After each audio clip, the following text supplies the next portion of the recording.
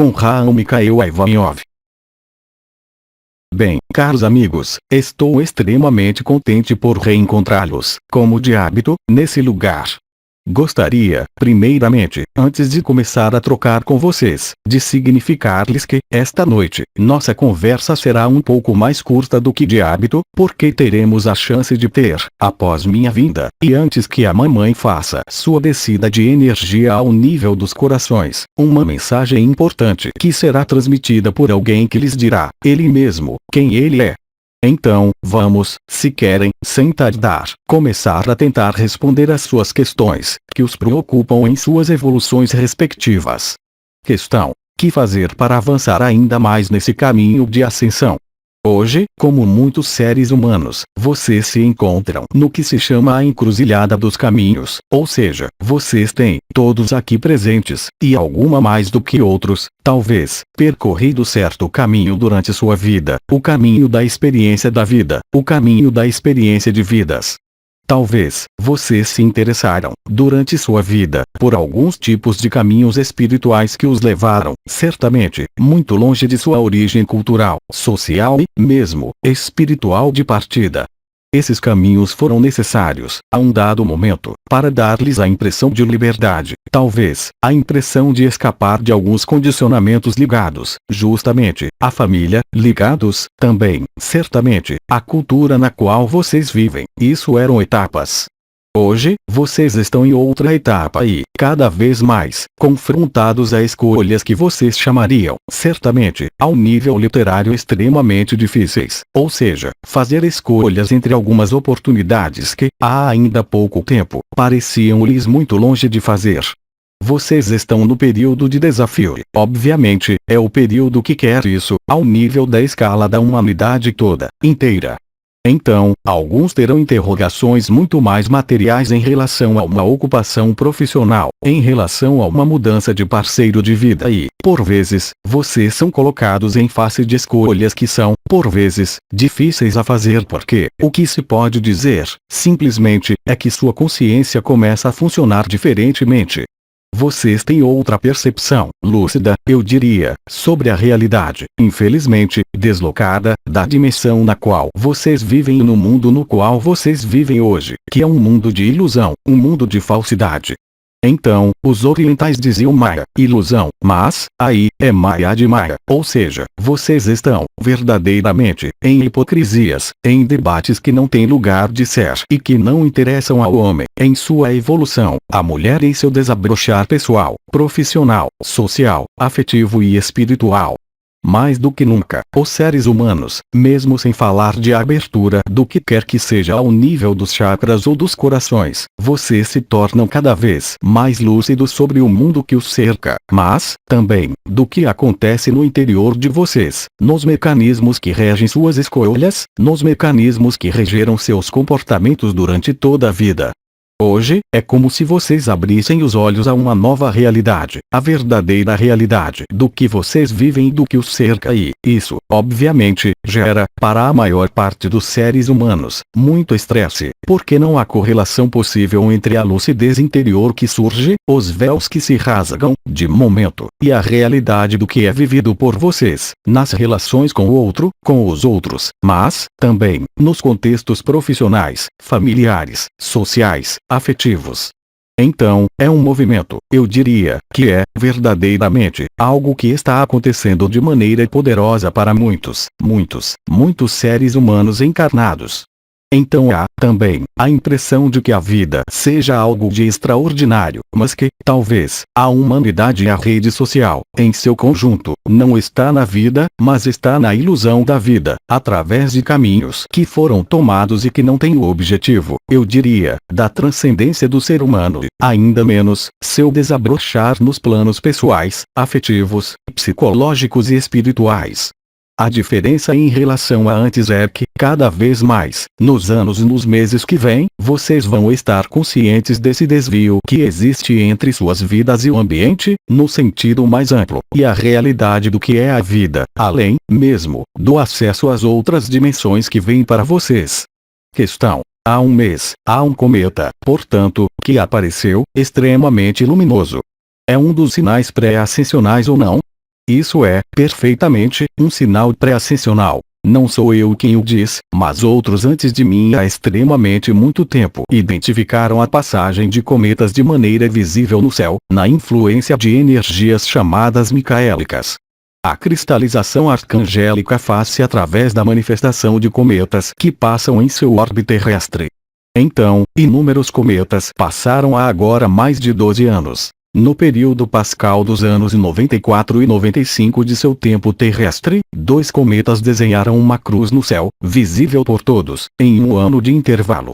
Ninguém viu porque eles não passaram no mesmo momento, obviamente, mas eles se cruzaram a um ponto extremamente preciso do céu, desenhando a cruz visível para todos, descrita nas Escrituras. Era o anúncio do advento do período da revelação que chega agora. Muitos médiuns falaram do ano 2012 como data limite da evolução da humanidade para um novo paraíso, mas uma nova dimensão ou, em todo caso, uma mudança importante deve sobrevir durante este período. Então, obviamente, no ano passado vocês tiveram uma passagem de cometa que se fragmentou e que, efetivamente, induziu uma pré-ascensão. Então, a ascensão, é preciso ver isso como um fenômeno, ao mesmo tempo, individual, mas, também, coletivo, mas que concerne, também, ao conjunto do planeta. Inúmeras manifestações em relação direta com o fenômeno ascensional foram descritas, já, nas aparições da Mamãe Celeste, já há 200 anos, aquela a quem vocês chamam Maria, que definiu, de maneira perfeita, o que vocês chamam os 3 dias. Mas, em outras tradições, do outro lado da Terra, chamam-nos não os 3 dias de trevas, mas os 3 dias de luz, que são ligados a processos introfísicos extremamente importantes, que devem chegar à Terra. Isso é para um tempo que nós não podemos nomear. Só o Pai conhece a data e, ainda, não sei, mas é algo que deve chegar com uma data limite, e esse período, vocês estão plenamente dentro.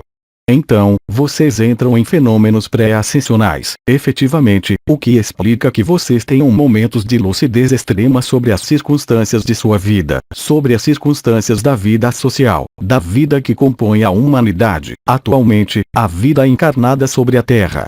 E, por vezes, independentemente de períodos de lucidez, vocês têm períodos de vazio, nos quais vocês têm a percepção, talvez, não da luz, mas de uma aparência de luz, e que lhes mostraria a verdade. E vocês recaem nos modos de funcionamento dessa humanidade dissociada, distanciada, separada que vocês conhecem bem. Então, sim, vocês entraram, efetivamente, sobretudo, no período que se aproxima, agora, muito rapidamente, em menos de uma semana, em um período extremamente importante, que nós veremos daqui a pouco, com aquele que virá falar-lhes disso. Questão: por que estar no amor pode suscitar reações, cóleras junto ao outro ou em si? Então, o que se pode definir, já, é a diferença fundamental entre a cólera, que é uma emoção, primeira coisa, uma emoção específica. Se se toma o casal de emoção, aqui se chama a cólera e o medo é uma energia de cristalização que desce, a cólera é uma energia que sobe, que se acompanha de um movimento de energia mais ou menos violento, mas cujo sentido corresponde à subida da energia. Então, é preciso diferenciar isso do amor, porque o amor não é, absolutamente, uma emoção. Muitos seres concebem o amor/emoção, o amor/sentimento, mas esse não é o amor de que lhes falaram todos os mestres espirituais encarnados sobre a Terra. O amor não é uma emoção, o amor é um estado, isso é extremamente importante. A emoção é o que põe em movimento, a cólera põe em movimento para cima, a tristeza põe em movimento para trás, o medo põe em movimento para baixo, a alegria põe em movimento para frente, mas nenhuma dessas emoções corresponde a um estado de amor. Então, muitos seres humanos confundiram a emoção do amor, porque o amor pode, se vocês não estão estabilizados, provocar um estado de emoção e desencadear o prazer. É uma lógica de movimento energético, de apropriação ligada ao prazer ou à alegria, que vocês têm nas relações sexuais, por exemplo. Então, o problema é que muitos seres humanos confundiram o amor, tal como eles podiam vivê-lo, como atração emocional que traduzia certo estado não de ser, mas de movimento para a alegria e para o prazer. Mas o amor não é isso. O amor é algo, justamente, que é desprovido de emoção, é algo que está no instante, algo que é transcendente, é algo que não gera, justamente, qualquer emoção.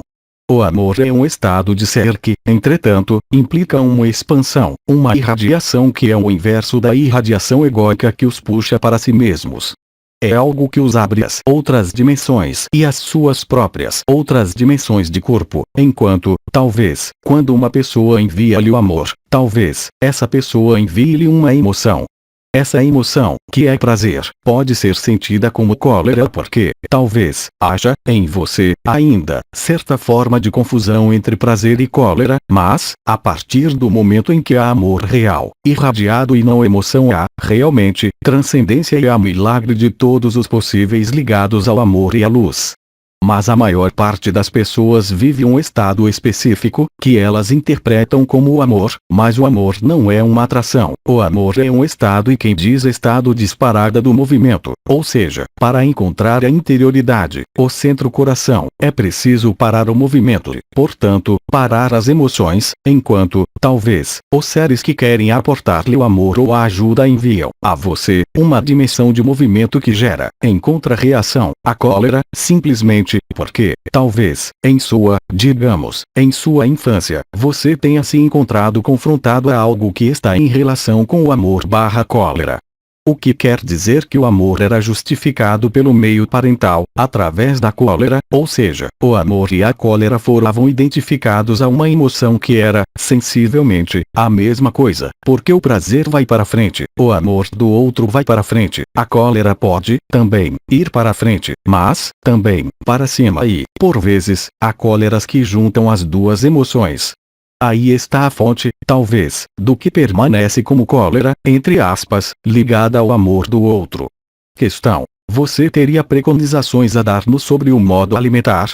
Então, a primeira coisa a compreender para o alimento é que não é necessário forçar-se porque não é bom comer isso ou aquilo. É preciso apreciá-lo, eu diria, talvez, senti-lo, mas o sentir pode ser, por vezes, falso. É evidente que, quando você se abre um pouquinho para outra dimensão de vida, obviamente, as características alimentares vão modificar-se. Então, eu diria, de qualquer modo, há certo número de armadilhas das quais é preciso escapar, porque essas armadilhas existem e foram construídas nesse mundo para impedi-los, ao nível alimentar, de aceder a dimensões superiores. Há, primeiramente, certo tipo de alimentos que podem ser prejudiciais, de maneira formal, à sua saúde, porque esses alimentos foram adulterados, de maneira voluntária, por cartéis de grupos alimentares agroalimentares internacionais que não trabalham, verdadeiramente, para nutrir os seres humanos. A primeira coisa é, obviamente, o que vocês chamam os alimentos transgênicos, ou seja, que foram modificados, que vai bem além do que eles dizem, mesmo nos piores cenários. Em seguida, há alimentos que são, por vezes, utilizados nos mundos alternativos, como fonte de proteínas, em substituição dos animais, é a soja, obviamente. Ora, a soja é uma planta que é, por natureza, antievolutiva, porque ela cresce para a terra, ela não cresce para o sol e, quanto mais vocês comem a soja, mais vocês se tornam pesados. Isso é importante a compreender. Em seguida há os alimentos que, no início, eram alimentos muito espirituais, mas que foram modificados, em especial, por causa de inseticidas, pesticidas que foram colocados neles e que desnaturaram, completamente, a virtude espiritual do alimento. E eu quero falar, com isso, dos alimentos que são, essencialmente, o trigo e o mel. Então, agora, vem outro problema, aquele da carne vermelha. Obviamente, não é pedido, para fazer caminho de abertura para a quinta dimensão, ser totalmente vegetariano ou vegano, mas sua consciência deve ditar-lhes qual é o efeito do alimento que vocês ingerem. Então, obviamente, é preferível escolher, na alimentação, mais legume, mais fruta do que carne. Isso é bastante evidente, tanto mais que, no que concerne à carne, as condições de cultura dos animais são, muito certamente, a causa de numerosas doenças, porque é desumano, nem animal, aliás. É mais um modo de cultura que é completamente equivocado, de pôr animais que não veem, mesmo, a luz do dia. Eu penso, em especial, nas aves, mas, também, nos fertilizantes e no que vocês chamam os hormônios, que são dados aos animais para fazê-los crescer mais rapidamente. Tudo isso vai desnaturar, mesmo, a natureza de tipos de alimentos que vocês absorvem, entretanto, não é preciso fazer disso regras formais. Se vocês gostam do pão e se acham que não há qualquer efeito secundário em comer o pão, bem, comam o pão, entretanto, sua consciência, hoje, mais do que nunca, diz-lhes, espontaneamente, quais são os alimentos, quando vocês os ingerem, que lhes fazem bem ou que lhes fazem mal. É um pouco mais difícil, obviamente, para o trigo e para o mel, porque não é evidente, de início, mas isso vai tornar-se um problema, progressivamente e à medida de uma absorção mais maciça desses tipos de alimentos. Aí está, mas eu não quereria fazer generalidade demasiado importante desses tipos de alimentos. Façam o que sua consciência dita a vocês, em função do que vocês sentem, comendo referidos alimentos. Os laticínios não são alimentos destinados a serem absorvidos pelos seres humanos.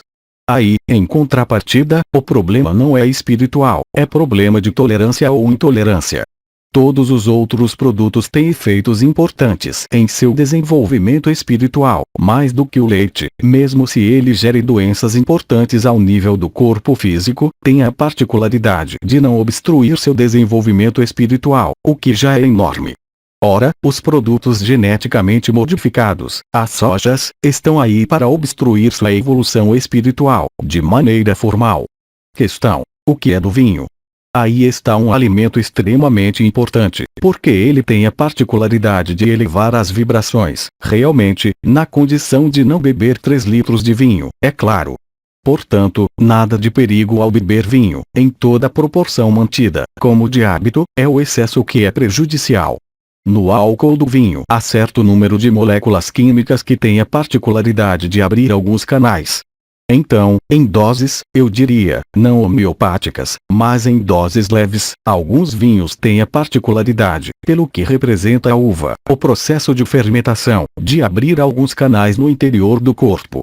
Há, obviamente, uma diferença nas moléculas químicas, entre o que vocês chamam vinho branco, champanhe e, sobretudo, champanhe e vinho tinto.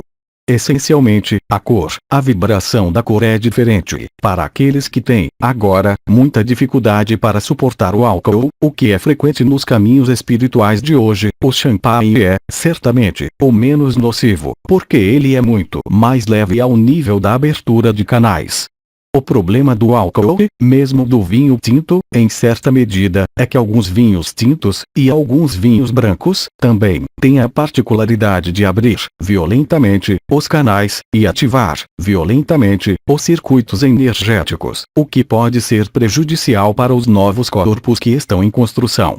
Questão: o que é da cerveja? Esse alimento não tem virtude específica, ao nível espiritual, eu quero dizer. Não há questão sobre o uísque?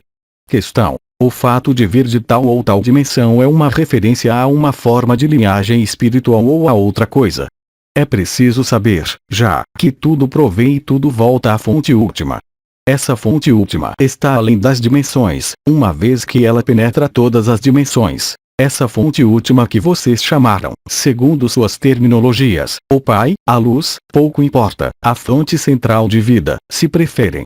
Há dimensões muito mais etéreas do que a dimensão terceira, na qual vocês vivem, que são, obviamente, por alguns lados, mais próximas da emanação primordial.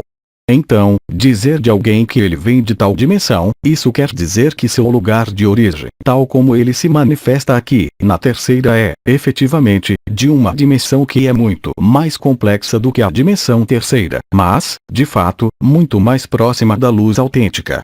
Quanto mais vocês sobem, entre aspas, os planos vibratórios dimensionais, mais acedem em dimensões repletas de luz.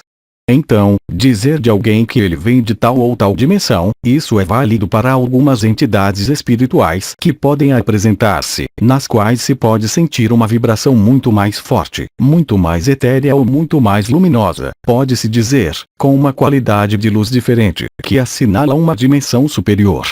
Mas há algumas dimensões que não podem, absolutamente, manifestar-se nessa dimensão, seja através de um canal, um médium ou, ainda, espontaneamente porque, se elas se manifestassem na terceira dimensão, fariam explodir toda a vida de terceira dimensão, porque elas não suportam a mínima sombra, a mínima ausência de luz.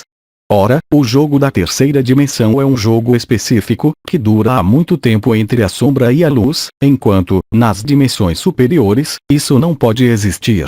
A partir da quinta dimensão, a sombra não tem mais existência possível, não há mais, tampouco, o antropomorfismo que vocês conhecem do ser humano. Há formas que vocês poderiam qualificar de angélicas. Por exemplo, nas dimensões 18ª, 21ª, 24ª, as formas que vocês observarão nada mais terão a ver com qualquer antropomorfismo, nem anjo, nem homem, nem outra forma humanoide, mas, puramente, triângulo irradiante de luz, por exemplo, para a 24ª dimensão e, no entanto, nível de consciência que passou, talvez, pelo humano ou talvez não, mas que, no tempo, tal como vocês chamam a curvatura do tempo, algo de eminentemente anterior e eminentemente afastado, em todo caso.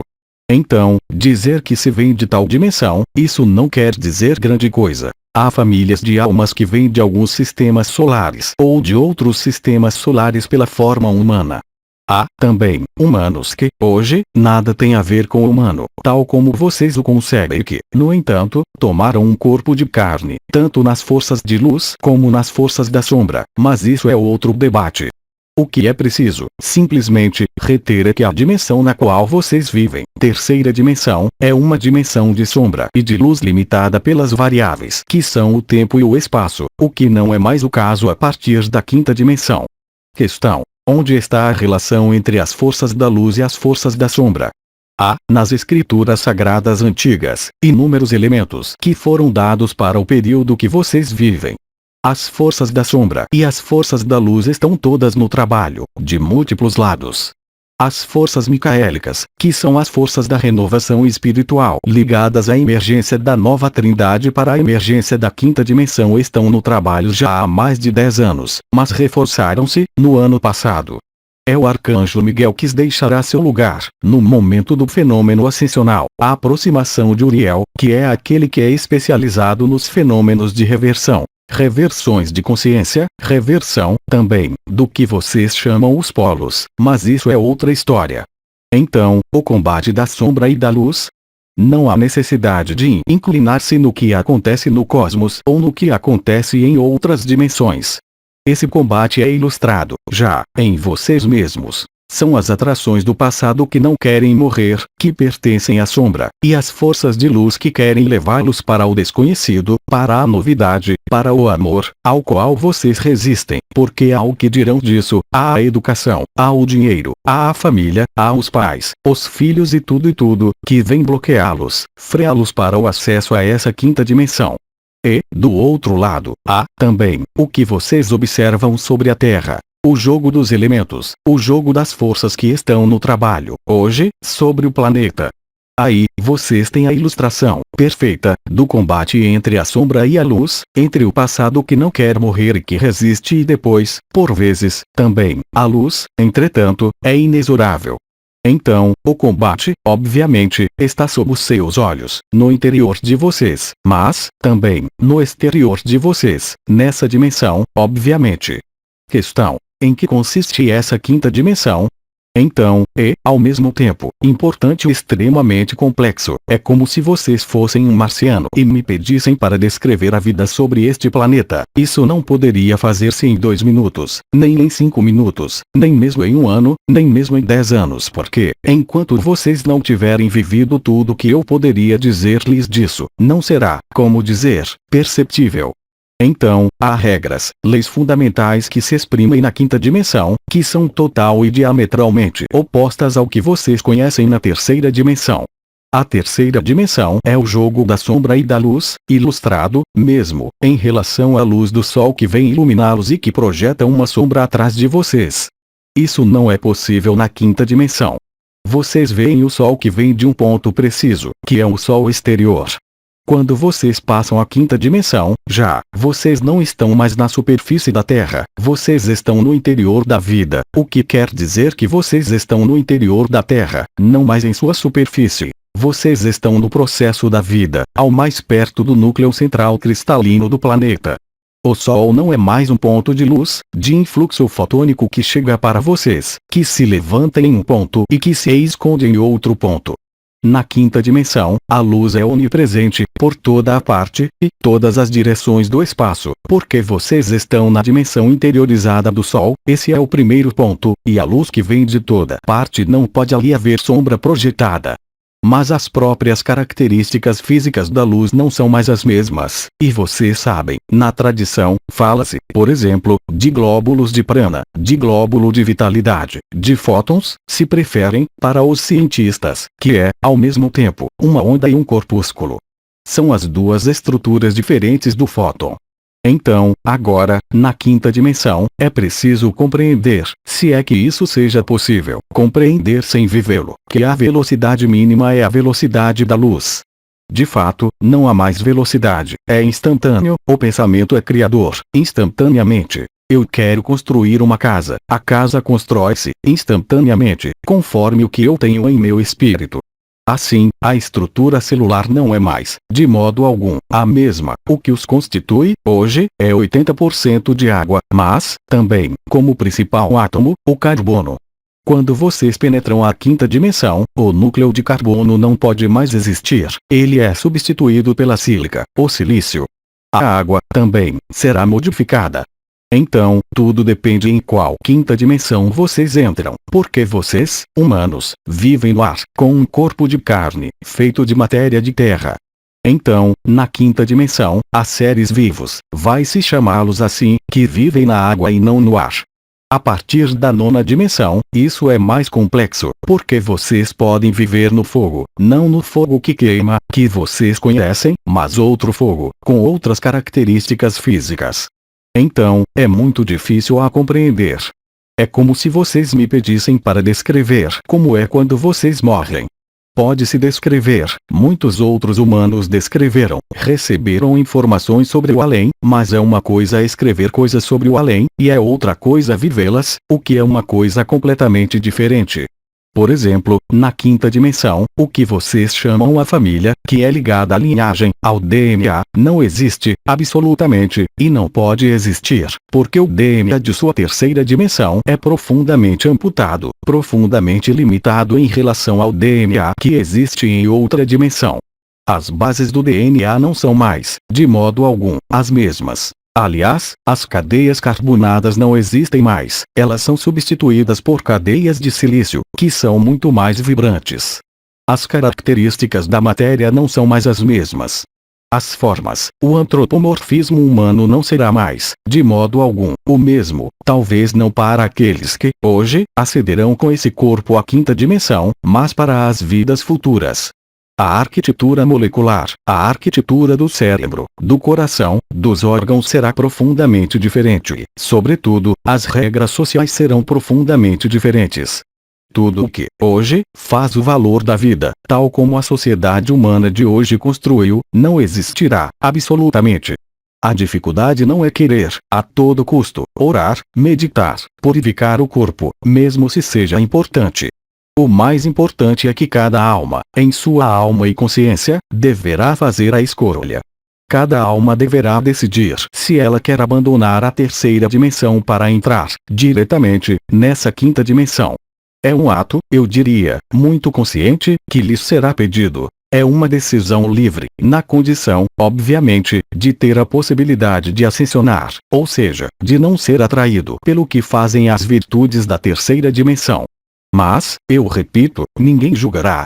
Muitos seres humanos, mesmo que vocês pudessem chamar despertos, se é que desperto queira dizer, ainda, algo nessa situação, mas pode-se dizer que alguns seres humanos decidirão, em toda a consciência, prosseguir a experiência da terceira dimensão. Isso não será uma punição, porque eles mesmos terão decidido isso. É preciso, efetivamente, compreender que o fenômeno de ascensão concerne a totalidade do planeta, mas não a totalidade dos habitantes humanos, nem animais, aliás. A porcentagem é extremamente frágil. Muitos seres escolherão recomeçar a terceira dimensão, porque é escolha deles, porque eles terão necessidade de fazer outras experiências. Para outros, eles terão medo de ir para essa novidade. A quinta dimensão, vocês devem concebê-la como uma morte, é uma morte para a terceira dimensão. É, verdadeiramente, uma reversão total dos fundamentos da vida e dos valores que os animaram há tantas e tantas vidas. É algo de extremamente novo, de extremamente diferente. Se querem, poder-se-ia comparar isso a um fenômeno de despertar que viveram alguns mestres espirituais, alguns, eu não disse todos. Por exemplo, eu poderia tomar exemplos na Bíblia e falar de Elias, falar de Enoque, que estavam, totalmente, imersos na quinta dimensão. E, também, há mulheres, é claro, é preciso não esquecer delas. Havia, por exemplo, essa grande mística da Índia, que eu tive a chance de encontrar, e que se chamava Mananda Mohin, que teve a particularidade de estar e de viver na quinta dimensão a maior parte de sua vida. São níveis de consciência e de vida que nada mais tem a ver com a encarnação e, no entanto, ela manteve um corpo de carne, porque esse corpo de carne era tão purificado, tão insignificante, que era transparente de divindade. Então, aí está o que se pode apreender, intelectualmente, um pouquinho, dessa quinta dimensão, mas compreendam, efetivamente, que o modelo econômico, os modelos sociais, os modelos educativos, os modelos familiares que vocês construíram, absolutamente, não tem qualquer sentido na quinta dimensão, mas, absolutamente, nenhum. A organização societária, absolutamente, nada tem a ver com o que vocês construíram, nem com o que vocês vivem. E, ao mesmo tempo, muito mais harmoniosa, mas, na quinta dimensão, por exemplo, vocês não podem esconder seus pensamentos. Os pensamentos viajam na velocidade da luz, instantaneamente, e todo ser humano que vive na quinta dimensão, eu penso, por exemplo, no povo do intraterra, hoje, é perfeitamente consciente dos pensamentos de todos seus congêneres, quer eles sejam humanoides ou não humanoides. Eles funcionam em unidade unificada de consciências de 24 unidades. Vocês não podem imaginar o que isso é, estar na quinta dimensão e estar conectado a 23 seres, 23 outras entidades que se comunicam na velocidade da luz com você. É melhor que os pensamentos sejam coerentes. É melhor que isso vá ao mesmo sentido, se se pode dizê-lo. Aí está a frágil percepção do que se pode dizer. Então, eu creio que seria preciso, talvez, deixar ainda algumas questões e, depois, deixar o lugar para aquele que vem. Questão: um trabalho com as plantas ditas sagradas pode ajudar nos processos atuais? O fenômeno das plantas sagradas, que são numerosas na superfície deste planeta, permite, efetivamente, tocar com o dedo certo estado, mas tocar um estado não permite estar no estado. É preciso, efetivamente, compreender isso. Viver uma experiência não é viver um estado, é algo de transitório. Então, se esse estado transitório pode ser um meio de fortalecer na fé da existência desses estados, de maneira mais permanente, é preciso tentar a experiência. Se é uma experiência a mais, isso não serve para grande coisa. Retenham, efetivamente, que todas as experiências que foram dominadas pelos xamãs correspondiam a processos terapêuticos extremamente precisos, no objetivo de ter uma ação sobre um evento, ou sobre algo ou sobre alguém. Então, hoje, muitos seres humanos gostariam de tentar experiências. É perfeitamente louvável, mas é preciso prestar atenção para não depender dessa experiência demasiado frequentemente, porque, naquele momento, isso se tornaria uma ilusão.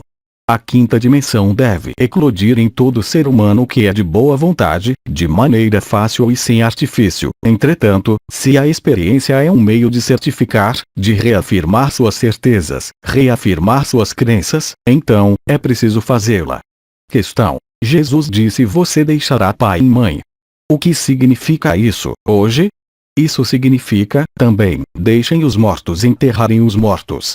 Há momentos nos quais vocês devem fazer as escolhas, que não são escolhas ligadas ao intelecto ou ao afetivo, elas são diretamente ligadas pela consciência e vocês vão encontrar-se confrontados a escolhas cada vez mais, como eu dizia, difíceis, ou seja, nas quais está a responsabilidade de sustentar as necessidades de um filho, de um adolescente, de um pai ou de um membro da família, e o que lhes dita sua liberdade nova de quinta dimensão.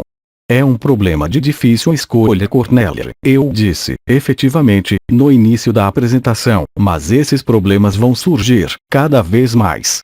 Não se esqueçam, também, de que a maior parte de vocês que está aqui está em uma vontade espiritual de bem, mas não se esqueçam, também, de que as resistências na espiritualidade vão tornar-se cada vez mais terríveis, sobretudo, em seu belo país que vocês chamam a França, e o que vocês chamam a caça às bruxas será aberta como nos piores tempos do que vocês chamavam a Inquisição. Vocês não terão mais o direito de pensamentos espirituais, não terão mais o direito de falar de luz. Aí também será preciso fazer escolhas, aí também será preciso ter isso, como vocês dizem, para afirmar o que vocês são, realmente, e não aceitar os jogos da sombra, sob o pretexto de ter a paz. Mas, aí também, são escolhas que vocês terão que fazer e não, unicamente, ao nível da família, eu repito, nem ao nível dos parentes, mas de uma maneira geral, na vida. Mas, dito em outros termos, ao limite extremo, vocês estão prontos para morrer por seu ideal. Lembrem-se do sacrifício de Abraão. Isso é a humanidade toda, inteira, que vai fazê-lo. Eu não posso dizer mais, de momento, em relação a isso. Eu lhes aporto toda a minha bênção e todo o meu amor, como de hábito, e estejam certos de que, na próxima vez, se aquele que vem não estiver tão apressado, poderemos discorrer ainda mais tempo. Agora, recebam todo o meu amor. Eu vou deixar o lugar para aquele que vem, que lhes dirá, ele mesmo, quem ele é. Aquele que vem é Oriones, em sua mensagem de 8 de fevereiro de 2007. Aos três dimensões, 8 de fevereiro de 2007. Tradução do francês. Célia G. Mensagem atemporal.